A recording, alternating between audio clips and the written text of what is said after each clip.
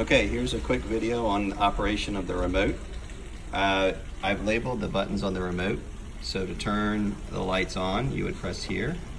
You see the red light comes on. To turn it off, obviously you press here. We'll have it set up on the timer so the lights will automatically go on and off with the timer.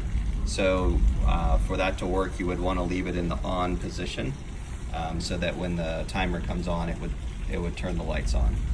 If you want to change the light, there's different settings, and if you look here on the manual, there's 18 different settings.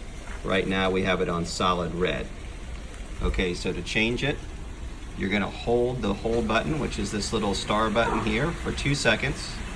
1 1000, 2 1000, and then you can use these up and down buttons to change. So if you press up, it actually turns to green.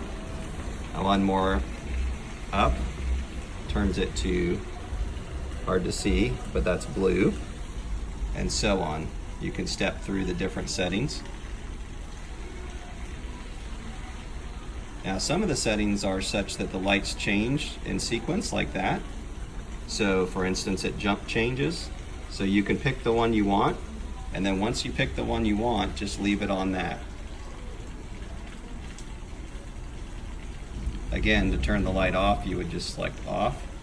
When you turn it back on, it'll go back to the last setting. And just to review, to change the setting again, you hold this button 2 seconds, and then you use these up and down keys. I'm going to switch it back to solid red.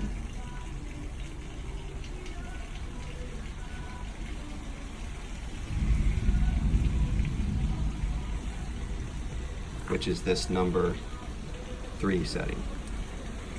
Thanks.